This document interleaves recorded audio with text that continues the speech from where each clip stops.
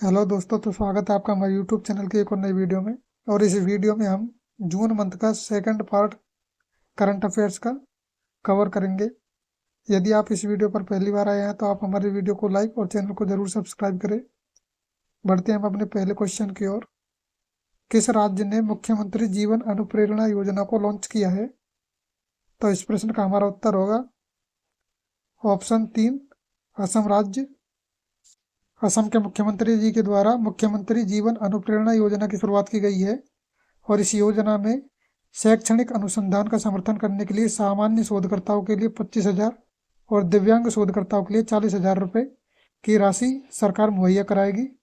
और इस योजना के शुभारंभ के साथ ही स्वागत तीर्थ पोर्टल का भी उद्घाटन किया है। अगला क्वेश्चन है हमारा, हाल ही में किस शहर को भारत की 3वीं राजधानी घोषित किया गया है? तो इस प्रश्न का हमारा उत्तर है ऑप्शन 3, बेंगलुरु। हमारा अगला प्रश्न है, ई स्पोर्ट्स 2025 वर्ल्ड कप के लिए किसे ब्रांड एम्बेसडर चुना गया है? तो हमारा आंसर है क्रिस्टियानो रोनाल्डो को ई स्पोर्ट्स 2025 वर्ल्ड कप के लिए ब्रांड एम्बेसडर चुना गया है। बढ़ते हमारे अगले क्वेश्चन की ओर। संयुक्त राष्ट्र महासागर सम्मेलन 2025 के किस संस्करण का आयोजन फ्रांस में किया गया है? तो इस प्रश्न का उत्तर है हमारा तीसरे संस्करण का आयोजन फ्रांस में किया गया है। हाल ही में फ्रांस के नीस में संयुक्त राष्ट्र महासागर सम्मेलन 2025 के तीसरे संस्करण का आयोजन 9 जून से 13 जून के मध्य हुआ है और इस सम्मेलन का व्यापक विषय है महासागर के संरक्षण और सतत उपयोग के लिए कार्यवाही में तेजी लाना और सभी हितधारकों को संगठित करना है। हमारा अगला प्रश्न है, किस प्रकार का इंटरपोल नोटिस भारत को पहली बार मिला है? तो भारत को इंटरपोल की ओर से पहली बार सिल्वर नोटिस मिला है। इंटरपोल ने यह नोटिस वीजा धोखाधड़ी के आरोपी पूर्व फ्रांसीसी दूतावास के अधिकारी शुभम शौकीन से जुड़ी अवैध संपत्तियों को पता लगाने के लिए भेजा है और भारत में इंटरपोल के लिए केंद्रीय अन्वेषण ब्यूरो भारत की नोडल एजेंसी के रूप में कार्य करता है। बढ़ते हैं हम अपने अगले क्वेश्चन की ओर। छत्तीसगढ़ के मुख्यमंत्री ने किस शहर में राज्य की अपनी पहली सेमीकंडक्टर इकाई की आधारशिला रखी है?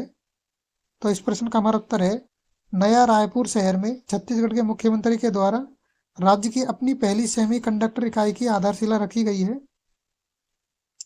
हमारा अगला क्वेश्चन है, एआई राइजिंग ग्रैंड चैलेंज पहल अथवा योजना की शुरुआत किस राज्य के द्वारा की गई है?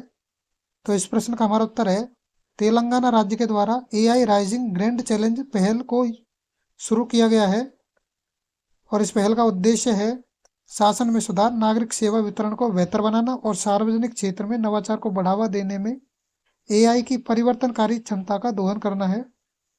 और तेलंगाना राज्य के द्वारा एआई राइजिंग ग्रैंड चैलेंज को शुरू किया गया है।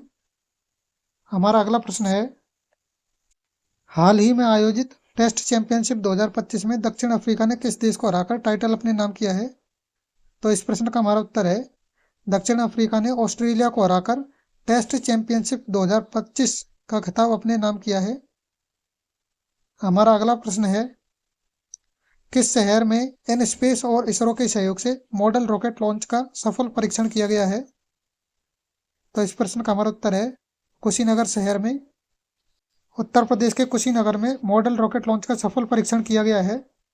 इसरो और एनस्पेस के सहयोग से एस्ट्रोनॉटिकल सोसाइटी ऑफ इंडिया के द्वारा इस लॉन्च को पूरा किया गया है। बढ़ते हम अपने अगले क्वेश्चन की ओर। गद्दार तेलंगाना फिल्म अवार्ड में सर्वश्रेष्ठ अभिनेता का पुरस्कार किसे मिला है? तो इस प्रश्न का हमारा उत्तर है अल्लू अर्जुन को गद्दार तेलंगाना फिल्म अवार्ड में सर्वश्रेष्ठ अभिनेता का पुरस्कार मिला है। हमारा अगला प्रश्न है, याजी खिलंग ने दक्षिण एशियाई बॉडी बिल्डिंग और फिजिक स्पोर्ट्स चैंपियनशिप में स्वर्ण पदक जीता है, वह किस राज्य से संबंधित है?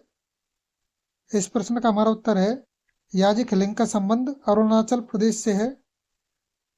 हमारा अगला प्रश्न है, भारतीय सेना ने हाइब्रिड यूएवी ड्रोन रुद्राक्ष का पोखरण में सफल परीक्षण किया है, इसको किसके द्वारा बनाया गया है? तो इस प्रश्न का हमारा उत्तर है SDAL यानी कि solar aerospace and defence limited के द्वारा इसको बनाया गया है। हमारा अगला प्रश्न है, किस देश ने ऑपरेशन टू प्रॉमिस 3 शुरू किया है? तो इस प्रश्न का हमारा उत्तर है ऑप्शन 3, ऑपरेशन टू प्रोमिस 3 को ईरान के द्वारा शुरू किया गया है और इसका उद्देश्य था इजरायली शहरों और बुनियादी ढांचों को निशाना बनाना। हमारा अगला प्रश्न है, प्रधानमंत्री नरेंद्र मोदी को grand cross the order of Makarios third से सम्मानित किया गया है। यह किस देश का सर्वोच्च नागरिक सम्मान है? तो इस प्रश्न का हमारा उत्तर है साइप्रस देश के द्वारा प्रधानमंत्री नरेंद्र मोदी को grand cross the order of Makarios third से सम्मानित किया गया है। यदि आपको हमारी वीडियो अच्छी और इन्फॉर्मेटिव लगे तो आप हमारी वीडियो को लाइक और चैनल को जरूर से जरूर सब्सक्राइब करें। आपके सब्सक्राइब करने से हमें वीडियो बनाने में मोटिवेशन मिलेगा। तो बढ़ते हैं हम अपने अगले क्वेश्चन की ओर। इंटरपोल की गवर्नेंस समिति की अध्यक्षता के लिए किस देश को चुना गया है? तो इस प्रश्न का हमारा उत्तर है संयुक्त अरब अमीरात अर्थात यूएई को इंटरपोल की गवर्नेंस समिति की अध्यक्षता के लिए चुना गया है। हमारा अगला प्रश्न है, विश्व मरुस्थलीकरण और सूखा दिवस कब मनाया जाता है? तो इस प्रश्न का हमारा उत्तर है 17 जून को विश्व मरुस्थलीकरण और सूखा दिवस मनाया जाता है और यह दिन लोगों को भूमि के क्षरण, मरुस्थलीकरण और सूखे के खतरों से अवगत कराता है। इस दिवस की 2025 के लिए थीम है भूमि को पुनः स्थापित करें, अवसरों को खोले।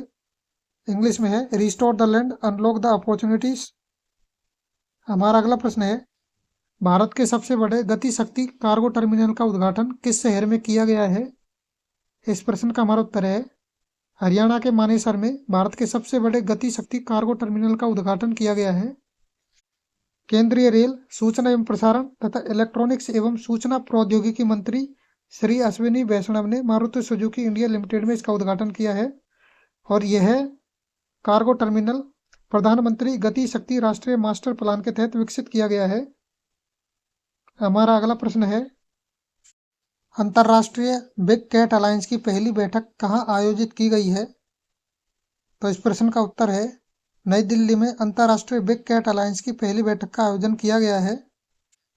केंद्रीय पर्यावरण, वन और जलवायु परिवर्तन मंत्री श्री भूपेंद्र यादव की अध्यक्षता में अंतर्राष्ट्रीय बिग कैट अलायंस की पहली बैठक नई दिल्ली में आयोजित की गई है और इस गठबंधन का उद्देश्य है 7 बड़ी बिल्लियों का संरक्षण करना, जिनमें बाघ, शेर, तेंदुआ, हिम तेंदुआ, जैगुआर, प्यूमा और चीता शामिल है और इस अलायंस को अप्रैल 2023 में प्रोजेक्ट टाइगर की 50वीं वर्षगांठ के दौरान शुरू किया गया था।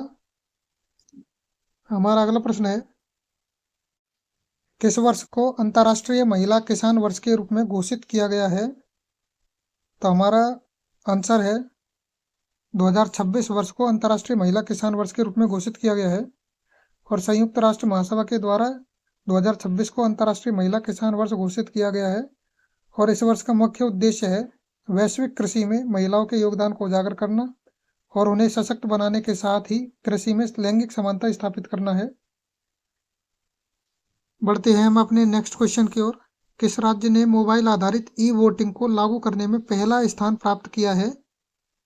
तो इस प्रश्न का हमारा उत्तर है मोबाइल आधारित ई वोटिंग को लागू करने में पहला स्थान बिहार राज्य ने प्राप्त किया है।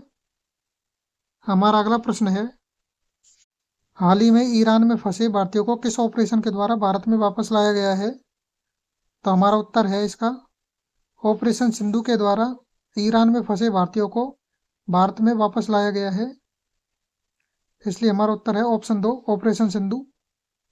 हमारा अगला प्रश्न है, वैश्विक सूखा आउटलुक 2025 को किस संस्था के द्वारा जारी किया गया है?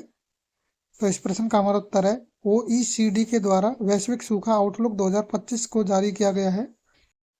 वैश्विक सूखा परिदृश्य 2025 आर्थिक सहयोग और विकास संगठन OECD द्वारा जारी किया गया है और इस रिपोर्ट में सूखे की बढ़ती गंभीरता और इसके वैश्विक प्रभावों पर प्रकाश डाला गया है। OECD का पूर्ण रूप है organisation for economic cooperation and development. बढ़ते हैं हम अपने अगले क्वेश्चन की ओर। विश्व MSME दिवस हर साल कब मनाया जाता है?